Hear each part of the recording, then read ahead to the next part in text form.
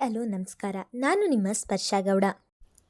ಯಾರೆಲ್ಲ ಇನ್ನು ಕಾಮನಬಿಲ್ಲು ಕಥಾಗುಚ್ಛ ಯೂಟ್ಯೂಬ್ ಚಾನಲ್ಗೆ ಸಬ್ಸ್ಕ್ರೈಬ್ ಆಗಿಲ್ವೋ ಕೂಡಲೇ ಸಬ್ಸ್ಕ್ರೈಬ್ ಆಗಿ. ಕತೆ ಇಷ್ಟ ಆದರೆ ಶೇರ್ ಮಾಡಿ, ಲೈಕ್ ಮಾಡಿ ಹಾಗೂ ಕಮೆಂಟ್ ಮಾಡಿ. ನಾನು ಇವತ್ತು ಹೇಳ್ತಿರೋ ಕತೆ ಒಂಗಿರಣ ಭಾಗ 169. ಇಷ್ಟು ದಿನ ಶಬರಿ ರಾಮನಿಗೆ ಕಾಯ್ದ ಹಾಗೆ ಆರಾಧ್ಯ ಋಷಿಯ ಪ್ರೀತಿಗೋಸ್ಕರ ಕಾಯುತ್ತಿದ್ದಳು. ಅವಳು ಇಷ್ಟು ದಿನ ಕಾಯ್ದದ್ದಕ್ಕೂ ಸಾರ್ಥಕ ಎನ್ನುವಂತೆ ಋಷಿ ತನ್ನ ಮನದಲ್ಲಿದ್ದ ಪ್ರೀತಿಯನ್ನು ಅವಳ ಮುಂದೆ ತೆರೆದಿಟ್ಟಿದ್ದನು. ಅವಳ ಮನಸ್ಸಿಗೆ ನೆಮ್ಮದಿಯ ಭಾವ ಮೂಡಿತು. ಅವಳ ಬಹುದಿನದ ಕನಸು ಇಂದು ನೆರವೇರಿತು. ಅವಳ ಪ್ರೀತಿ ಅವಳ ಕೈ ಸೇರಿದ ಖುಷಿಯಿಂದಲೇ ಅವನಿಂದ ದೂರ ಸರಿದವಳು 1 ನಿಮಿಷ ಬಂದೆ ಎಂದು ಅಲ್ಲಿಂದ ಹೊರಡುವವಳ ಕೈ ಹಿಡಿದವನು ಎಲ್ಲಿಗೆ ಎಂದಿದ್ದನು. ನೀವು ನಿಮ್ಮ ಮನದಲ್ಲಿರುವ ಪ್ರೀತಿಯನ್ನು ಹೇಳುವಂತೆ ಮಾಡಿದ್ದು ಆ ದೇವರು. ನನ್ನ ಪ್ರಾರ್ಥನೆಯನ್ನು ಕೇಳಿ ನಿಮ್ಮ ಮನಸ್ಸಲ್ಲಿರುವ ಪ್ರೀತಿಯನ್ನು ಹೇಳುವ ಹಾಗೆ ಮಾಡಿದ್ದಾನೆ. ಅವರಿಗೆ ಒಂದು ಥ್ಯಾಂಕ್ಸ್ ಹೇಳಿ ಬರುತ್ತೇನೆ ಎಂದು ಅವನಿಂದ ಕೈ ಬಿಡಿಸಿಕೊಂಡು ಹೊರಟಿದ್ದಳು. ಪ್ರೀತಿ ಹೇಳಿದ್ದು ನಾನು, ಥ್ಯಾಂಕ್ಸ್ ದೇವರಿಗಾ ಎಂದು ಆರಾಧ್ಯ ಓದತ್ತಲೇ ನೋಡಿಕೊಂಡು ಹೇಳುತ್ತಾ ಮುಗುಳು ನಕ್ಕಿದ್ದನು. ದೇವರೇ, ಕೊನೆಗೂ ನನ್ನ ಭಕ್ತಿಗೆ ಮೆಚ್ಚಿ ಅವರ ಮನದಲ್ಲಿರುವ ಪ್ರೀತಿಯನ್ನು ಹೇಳುವಂತೆ ಮಾಡಿದೆ. ನಿನ್ನನ್ನು ನಾನು ಇನ್ನೇನು ಕೇಳುವುದಿಲ್ಲ. ಈ ಜನ್ಮಕ್ಕೆ ಇಷ್ಟು ಸಾಕು ನನಗೆ. ಇಷ್ಟು ದಿನ ಎಲ್ಲ ಇದ್ದು ಏನೂ ಇಲ್ಲದೆ ಇರುವ ಬಡವಿಯ ಹಾಗೆ ಇದ್ದೆ. ಈಗ ಅವರ ಒಂದು ಮಾತಿನಿಂದ ನನಗಾಗುತ್ತಿರುವ ಖುಷಿಯನ್ನು ಪದಗಳಲ್ಲಿ ವಿವರಿಸಲು ಸಾಧ್ಯವಾಗುತ್ತಿಲ್ಲ. ಇದೆಲ್ಲ ಸಾಧ್ಯವಾಗಿದ್ದು ನಿನ್ನಿಂದ. ಥ್ಯಾಂಕ್ ಯು ಸೋ ಮಚ್ ಎಂದು ಕಣ್ಣು ಮುಚ್ಚಿ ಹೇಳಿಕೊಂಡಳು. ಸಹ ಖುಷಿಗೆ ಅವಳ ಕಣ್ಣಿನಿಂದ ನೀರು ಇಳಿದಿದ್ದವು. ಋಷಿ ಕಾಯುತ್ತಿರುತ್ತಾನೆ ಎಂದು ಅರಿತವಳು ತನ್ನ ಕಣ್ಣೀರನ್ನು ತೊಡೆದುಕೊಂಡು ಋಷಿ ಇರುವಲ್ಲಿಗೆ ಬಂದಿದ್ದಳು. ಅವಳು ನಗುಮುಖದಲ್ಲಿ ಬಂದಿದ್ದನ್ನು ನೋಡಿ ಹೊರಡೋಣ ಎಂದನು. ಸರಿ ಎಂದು ಹೇಳುತ್ತಲೇ ಇಬ್ಬರು ಬೈಕಿನ ಬಳಿಗೆ ಬಂದಿದ್ದರು. ಋಷಿ ಬೈಕ್ ಮೇಲೆ ಕುಳಿತು ಆರಾಧ್ಯ ಕಡೆ ತಿರುಗಿ ಕುಳಿತುಕೊಳ್ಳಿ ಎನ್ನುತ್ತಿದ್ದ ಹಾಗೆ ಒಂದು ಬದಿಗೆ ಕುಳಿತವಳು ಋಷಿಯನ್ನು ಬಿಗಿಯಾಗಿ ಹಿಡಿದಿದ್ದಳು. ಆರಾಧ್ಯ ತನ್ನ ಸೊಂಟದ ಸುತ್ತ ಕೈ ಹಾಕುತ್ತಿದ್ದ ಹಾಗೆ ಬೆಚ್ಚಿದವನು ಕೈ ಹಿಂದೆ ತೆಗೆದು ಕುಳಿತುಕೊಳ್ಳಿ ಎಂದನು. ಇಲ್ಲ, ನಾನು ಹೀಗೆ ಕುಳಿತುಕೊಳ್ಳುವುದು. ನನಗೆ ಹೀಗೆ ಕುಳಿತುಕೊಳ್ಳಲು ಇಷ್ಟ ಎಂದವಳು ಅವನ ಹಿಡಿತ ಬಿಗಿ ಮಾಡಿದಳು. ನಿಮಗೆ ಇಷ್ಟ ಆದರೆ ನನಗೆ ಕಷ್ಟ. ನೀವು ಹಾಗೆ ಇಟ್ಕೊಂಡ್ರೇ ಎಂದು ಹೇಳುತ್ತಾ ಅಲ್ಲಿಗೆ ಮಾತು ನಿಲ್ಲಿಸಿದನು. ಅವನ ಅರ್ಧ ಮಾತನ್ನು ಕೇಳಿ ಮುಗುಳು ನಕ್ಕವಳು ಹಾಗೆ ಇಟ್ಕೊಂಡ್ರೆ ಏನು ಅನಿಸುತ್ತದೆ ಎಂದು ಅವನ ಕಿವಿಯ ಬಳಿ ಬಾಗಿ ಕೇಳುತ್ತಿದ್ದ ಹಾಗೆ ಕಚಗುಳಿ ಇಟ್ಟ ಹಾಗೆ ಆಗುತ್ತದೆ ಎಂದನು. ಆದರೂ ಪರವಾಗಿಲ್ಲ, ಇನ್ಮುಂದೆ ನಾನು ನಿಮ್ಮ ಜೊತೆ ಬೈಕಿನಲ್ಲಿ ಬರುವಾಗ ಹೀಗೆ ಕುಳಿತುಕೊಳ್ಳುವುದು. ನಿಮಗೆ ಅಭ್ಯಾಸವಾಗಬೇಕಲ್ಲ, ಅದಕ್ಕೆ ಹೀಗೆ ಕುಳಿತುಕೊಳ್ಳುತ್ತೇನೆ ಎಂದಳು. ಆದರೆ ಅವಳ ಕೈ ಮಾತ್ರ ಹಿಂದೆ ತೆಗೆಯಲಿಲ್ಲ. ಅವನ ಹೊಟ್ಟೆಯ ಮೇಲ್ಭಾಗದಲ್ಲಿ ಇದ್ದಂತಹ ಅವಳ ಕೈ ನೋಡಿ ಇನ್ನು ನಾನು ಏನು ಹೇಳಿದರೂ ಅವರು ಕೇಳುವುದಿಲ್ಲ ಎಂದು ಯೋಚಿಸಿದವನು ಮೌನವಾಗಿಯೇ ಬೈಕ್ ಚಾಲೂ ಮಾಡಿದನು. ಋಷಿಯ ಜೊತೆ ಬೈಕಿನಲ್ಲಿ ಹೋಗುತ್ತಿದ್ದರೆ ಆಕಾಶವೇ ಕೈಗೆ ಸಿಕ್ಕಷ್ಟು ಖುಷಿಯಾಗಿದ್ದಳು ಆರಾಧ್ಯ. ಅವಳ ಖುಷಿ ಅವಳ ಮುಖದ ಮೇಲೆ ಎದ್ದು ಕಾಣುತ್ತಿತ್ತು. ಅದನ್ನು ಬೈಕಿಯ ಕನ್ನಡಿಯ ಮೂಲಕ ಋಷಿ ಕೂಡ ಗಮನಿಸುತ್ತಿದ್ದನು. ಆರಾಧ್ಯ, ಎಲ್ಲಿಗೆ ಹೋಗಿದ್ದೆ ನೀನು? ನನಗೆ ಎಷ್ಟು ಭಯ ಆಗಿತ್ತು ಗೊತ್ತಾ? ಮಗನ ಜೊತೆ ಬೈಕಿನಲ್ಲಿ ಮನೆಯ ಮುಂದೆ ಬಂದು ಇಳಿದ ಆರಾಧ್ಯಳ ಬಳಿಗೆ ಹೋಗಿ ತಾವೇ ಆತಂಕದಲ್ಲಿ ಅವಳ ಕೈ ಹಿಡಿದು ಕೇಳಿದರು ವಸುಂಧರ. ಅತ್ತೆ, ದೇವಸ್ಥಾನಕ್ಕೆ ಹೋಗಿದ್ದೆ ಎನ್ನುತ್ತಿದ್ದ ಹಾಗೆ ನನಗೆ ಹೇಳಿ ಹೋಗಬೇಕಲ್ಲವಾ? ನೀನು ಎಲ್ಲಿಗೆ ಹೋದೆ ಎಂದು ತಿಳಿಯದೆ ಎಷ್ಟು ಆತಂಕವಾಯಿತು ಗೊತ್ತಾ ಎಂದರು ಅದೇ ಆತಂಕದಲ್ಲಿ. ಛೇ, ನನ್ನ ಮನಸ್ಸಿಗೆ ಬೇಜಾರು ಎಂದು ಅತ್ತೆಗೆ ಹೇಳಿ ಹೋಗದೆ ತಪ್ಪು ಮಾಡಿದೆ ನಾನು. ಅವರು ನಾನು ಕಾಣದೇ ಇದ್ದಿದ್ದಕ್ಕೆ ಎಷ್ಟು ಹೆದರಿದ್ದಾರೆ. ನಿಜವಾಗಿಯೂ ನಾನು ತುಂಬ ಅದೃಷ್ಟ ಮಾಡಿದ್ದೇನೆ ಎಂದುಕೊಂಡವಳು. ಕ್ಷಮಿಸಿ ಅತ್ತೆ, ಹೇಳಿ ಹೋಗಬೇಕಾಗಿತ್ತು. ನೀವು ಮನೆಯಲ್ಲಿ ಇರಲಿಲ್ಲ. ಯಾವುದೋ ಜ್ಞಾನದಲ್ಲಿ ಹಾಗೆ ಹೋಗಿಬಿಟ್ಟೆ ಎಂದು ಮುಖ ಚಿಕ್ಕದು ಮಾಡಿ ಹೇಳಿದಳು. ಹೌದಾ, ಸರಿ ಬಿಡು, ಹೋಗಲಿ. ಇನ್ನೊಮ್ಮೆ ಹಾಗೆ ಮಾಡಬೇಡ ಎಂದು ಹೇಳುತ್ತಲೇ ಅವಳನ್ನು ಒಳಗೆ ಕರೆದುಕೊಂಡು ಹೋಗಿದ್ದರು.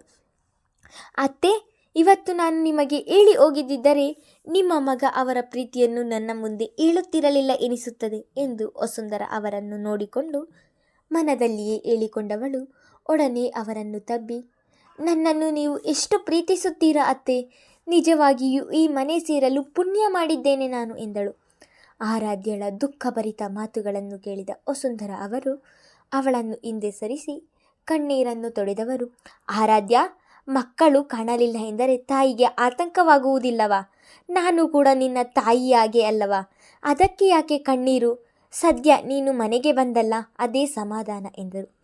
ಇಷ್ಟು ದಿನ ನಿಮ್ಮನ್ನು ಕಾಯಿಸಿದ್ದಕ್ಕೆ ಕ್ಷಮಿಸಿ ಆರಾಧ್ಯ. ನಾನು ನಿಮಗೆ ತುಂಬ ನೋವು ಕೊಟ್ಟೆ ಎಂದು ತಾಯಿಯ ಜೊತೆ ಮಾತನಾಡುತ್ತಿದ್ದ ಆರಾಧ್ಯಳನ್ನು ನೋಡಿ ಮನದಲ್ಲಿಯೇ ಹೇಳಿಕೊಂಡಿದ್ದನು ರಿಷಿ. ಅಂದು ಸ್ಪಂದನ ಅವರಿಗೆ ಶಾಲೆಯಲ್ಲಿ ಹೆಚ್ಚು ಕೆಲಸವಿದ್ದರಿಂದ ಮನೆಗೆ ತಡವಾಗಿ ಬಂದಿದ್ದರು. ಮಿಥುನ್, ಧನುಷ್, ಸ್ಪಂದನ ಮೂವರು ಮನೆಯ ಬಳಿ ಒಂದೇ ಸಮಯದಲ್ಲಿ ಬಂದಿದ್ದರು. ಮೊದಲು ಕಾರಿನಿಂದ ಇಳಿದ ಮಿಥುನ್ ಅವರು ಸ್ಪಂದನ ಅವರು ಕೂಡ ಬಂದಿದ್ದನ್ನು ನೋಡಿ ಒಳ ಹೋಗದೆ ಹಾಗೆಯೇ ನಿಂತರು. ಧನುಷ್ ಕೂಡ ತನ್ನ ತಂದೆಯ ಪಕ್ಕ ಬಂದು ನಿಂತನು. ಕಾರಿನಿಂದ ಸ್ಪಂದನ ಒಬ್ಬರೇ ಇಳಿದದ್ದನ್ನು ನೋಡಿ ಮಿಥುನ್ ಅವರು, ಸ್ಪಂದನ ಒಬ್ಬಳೇ ಬರುತ್ತಿದ್ದೀಯಾ? ಶರದಿ ಎಲ್ಲಿ ಎಂದರು. ಶರದಿ ತುಂಬ ತಲೆ ನೋವುತ್ತಿದೆ, ಮನೆಗೆ ಹೋಗುತ್ತೇನೆ ಎಂದು ಮಧ್ಯಾಹ್ನವೇ ಮನೆಗೆ ಬಂದಳು ಎನ್ನುತ್ತಿದ್ದ ಹಾಗೆ ಧನುಷ್ಗೆ ಆತಂಕವಾಗಿತ್ತು. ಹೌದಾ, ಹಾಸ್ಪಿಟಲ್ಗೆ ಕರೆದುಕೊಂಡು ಹೋಗಬೇಕಿತ್ತು ಎಂದು ಮಿಥುನ್ ಅವರು ಹೇಳಿದರೆ, ನಾನು ಹಾಸ್ಪಿಟಲ್ಗೆ ಹೋಗೋಣ ಎಂದು ಹೇಳಿದೆ, ಆದರೆ ಅದಕ್ಕೆ ಅವಳು ಒಪ್ಪಲಿಲ್ಲ. ಮನೆಗೆ ಹೋಗಿ ಮಲಗುತ್ತೇನೆ ಎಂದು ಮನೆಗೆ ಬಂದಳು ಎಂದು ಹೇಳುತ್ತಲೇ ಮನೆ ಒಳಗಡೆ ಬಂದಿದ್ದರು. ತಾಯಿಯ ಮಾತನ್ನು ಕೇಳಿದ ಧನುಷ್ಗೆ ಈಗ ಹೆಂಡತಿಯನ್ನು ನೋಡುವ ತನಕ ಸಮಾಧಾನವಿಲ್ಲ. ಹುಷಾರಿಲ್ಲ ಎಂದರೆ ಒಂದು ಕಾಲ್ ಕೂಡ ಮಾಡುವುದಿಲ್ಲ ಇವಳು ಎಂದು ಶರದಿಯನ್ನೇ ಬೈದುಕೊಂಡು ಕೋಣೆಗೆ ಹೋಗಿದ್ದನು. ಧನುಷ್ ಕೋಣೆಗೆ ಹೋಗಿ ನೋಡಿದರೆ ಶರದಿ ಆದಾಗಲೇ ಮುದುಡಿ ಮಲಗಿದ್ದಳು. ಅವಳು ಈ ರೀತಿ ಮುದುಡಿ ಮಲಗಿರುವುದನ್ನು ನೋಡಿ ಇವನಿಗೆ ಸಂಕಟ ಆವರಿಸಿತು. ಅವಳ ಹಣೆಯ ಮೇಲೆ ಇದ್ದಂತಹ ಮುಂಗೋರುಳನ್ನು ಹಿಂದೆ ಸರಿಸಿ ಹಣೆ ಮುಟ್ಟಿ ನೋಡಿದವನಿಗೆ ಅವಳ ಹಣೆ ಸ್ವಲ್ಪ ಬಿಸಿಯಾಗಿರುವುದು ಅರಿವಾಗಿತ್ತು. ಹಣೆ ಸ್ವಲ್ಪ ಬಿಸಿ ಇದೆ, ಜ್ವರ ಬಂದಿರುವ ಆಗಿದೆ ಎಂದುಕೊಂಡವನು ಶರದಿ ಎಂದು ಅವಳನ್ನು ಎಚ್ಚರ ಮಾಡಿದನು. ಗಾಢ ನಿದ್ರೆಯಲ್ಲಿದ್ದವಳಿಗೆ ಅವನ ಕೂಗು ಕೇಳಿಸಲೇ ಇಲ್ಲ. ಮತ್ತೊಮ್ಮೆ ಶರದಿ ಎಂದಿದ್ದನು. ಧನುಷ್ ಮಾತಿಗೆ ಎಚ್ಚರವಾದವಳು ಅವನು ಸಮೀಪ ಇರುವುದನ್ನು ನೋಡುತ್ತಿದ್ದ ಹಾಗೆ ನಿಶಾ ಜೊತೆ ನಗುತ್ತಾ ನಿಂತಿದ್ದ ಅವನ ಫೋಟೋ ಕಣ್ಮುಂದೆ ಬಂದಿತ್ತು. ಶರದಿ, ತಲೆನೋವು ಎಂದು ಹೇಳಿದೆಯಂತೆ, ಈಗ ತಲೆನೋವು ಹೇಗಿದೆ? ಹಾಸ್ಪಿಟಲ್ಗೆ ಹೋಗೋಣ ಎಂದು ಕಾಳಜಿ ಭರಿತ ಧ್ವನಿಯಲ್ಲಿಯೇ ಕೇಳಿದನು. ಅವಳ ಹಣೆಯ ಮೇಲಿದ್ದಂತಹ ಧನುಷ್ ಕೈ ಕಿತ್ತಿಸಿದವಳು ಎದ್ದು ಕುಳಿತು, ನನ್ನನ್ನು ಮುಟ್ಟಬೇಡ ಎಂದಳು ಕೋಪದಲ್ಲಿ. ಶರದಿಯ ಇಂದಿನ ನಡೆ ಅವನಿಗೆ ವಿಚಿತ್ರ ಎನಿಸಿತು. ಶರದಿ, ಏನಾಯಿತು? ಯಾಕೆ ಹೀಗೆ ಆಡುತ್ತಿದ್ದೀಯಾ? ತಲೆನೋವು ಎಂದು ಸ್ಕೂಲಿನಿಂದ ಮಧ್ಯಾಹ್ನವೇ ಬಂದೆಯಂತೆ, ಮಮ್ಮಿ ಹೇಳಿದ್ರು. ಅದಕ್ಕೆ ಆರೋಗ್ಯ ವಿಚಾರಿಸಲು ಬಂದರೆ ಯಾಕೆ ಹೀಗೆ ರಿಯಾಕ್ಟ್ ಮಾಡುತ್ತಿದ್ದೀಯಾ ಎಂದು ಗೊಂದಲದಲ್ಲಿಯೇ ಕೇಳಿದನು. ಅವನ ಮಾತಿಗೆ ಇಹಕ್ಕೆ ಮರಳಿದವಳು, ನಾನು ಏನು ಮಾತನಾಡಿದೆ? ಅದೊಂದು ಫೋಟೋಗೋಸ್ಕರ ನಾನು ಯಾಕೆ ಹೀಗೆ ರಿಯಾಕ್ಟ್ ಮಾಡುತ್ತಿದ್ದೇನೆ ಎಂದು ನೆನೆದವಳಿಗೆ ಅವಳು ಏನು ಮಾಡುತ್ತಿದ್ದಾಳೆ, ಏನು ಮಾತನಾಡುತ್ತಿದ್ದಾಳೆ ಎನ್ನುವ ಅರಿವಿಲ್ಲ ಅವಳಿಗೆ. ಶರದಿ, ನಿನ್ನನ್ನೇ ಕೇಳುತ್ತಿರುವುದು. ಯಾಕೆ ಏನೇನೋ ಮಾತನಾಡುತ್ತಿದ್ದೀಯಾ? ಏನಾಗಿದೆ ನಿನಗೆ ಎಂದು ಆತಂಕಭರಿತ ಧ್ವನಿಯಲ್ಲಿಯೇ ಕೇಳಿದನು. ಅವನ ಮುಖ ನೋಡಿದವಳು, ಇಲ್ಲದನು, ನೀನು ನನ್ನ ಗಂಡ, ನನಗೆ ಮಾತ್ರ ಸ್ವಂತ. ನೀನು ಇನ್ನೊಬ್ಬಳ ಜೊತೆ ನಗುತ್ತಾ ನಿಂತರೆ ನನಗೆ ಸಹಿಸಲು ಆಗುವುದಿಲ್ಲ. ಇದನ್ನು ಪ್ರೀತಿ, ಪೊಸೆಸಿವ್ನೆಸ್, ಜೆಲಸ್ ಏನಾದರೂ ತಿಳಿದುಕೋ. ನಿನಗೆ ನನ್ನ ಮೇಲೆ ಪ್ರೀತಿ ಇಲ್ಲದೇ ಇರಬಹುದು, ನಾನಂತೂ ನಿನ್ನನ್ನು ತುಂಬ ಪ್ರೀತಿಸುತ್ತಿದ್ದೇನೆ. ನಿನ್ನನ್ನು ಬಿಟ್ಟು ಬದುಕುವ ಶಕ್ತಿ ನನಗೆ ಇಲ್ಲ. ಇದೇ ಮಾತನ್ನು ಅವಳು ಬಾಯಿ ಬಿಟ್ಟು ಹೇಳಿದಿದ್ದರೆ ಮುಂದೆ ಆಗುವ ಅನಾಹುತ ತಪ್ಪುತ್ತಿತ್ತು. ಆದರೆ ಮನದಲ್ಲೇ ಹೇಳಿಕೊಂಡಳು. ಏನಿಲ್ಲದನು ಎಂದು ಕುಳಿತಲ್ಲಿಂದ ಎದ್ದು ಬಚ್ಚಲ ಮನೆಗೆ ಹೋಗಿದ್ದಳು. ಈಗಲೂ ಕೂಡ ಶರದಿಯ ನಡೆ ವಿಚಿತ್ರ ಎನಿಸಿತು ಅವನಿಗೆ. ಬಚ್ಚಲ ಮನೆಯಲ್ಲಿ ಕನ್ನಡಿಯ ಮುಂದೆ ನಿಂತವಳಿಗೆ ಕನ್ನಡಿ ಅವಳನ್ನು ನೋಡಿ ನಕ್ಕಂತೆ ಭಾಸವಾಯಿತು. ಅದೆಷ್ಟು ಧೈರ್ಯವಂತೆ ನಾನು, ಯಾವಾಗ ಇಷ್ಟು ಬದಲಾದೆ, ಯಾಕಿಷ್ಟು ವೀಕ್ ಆದೆ ಎಂದುಕೊಂಡವಳಿಗೆ ಉತ್ತರ ಸಿಗಲಿಲ್ಲ. ಶರದಿ ಅದೊಂದು ಫೋಟೋಗೆ ಈ ರೀತಿ ರಿಯಾಕ್ಟ್ ಮಾಡಿದರೆ ಮುಂದೆ ರಭಸವಾಗಿ ಬರುವ ಅಲೆಗಳ ಹೊಡೆತವನ್ನು ಹೇಗೆ ಸಹಿಸುತ್ತಾಳೆ? ಮುಂದುವರೆಯುವುದು. ಧನ್ಯವಾದಗಳು.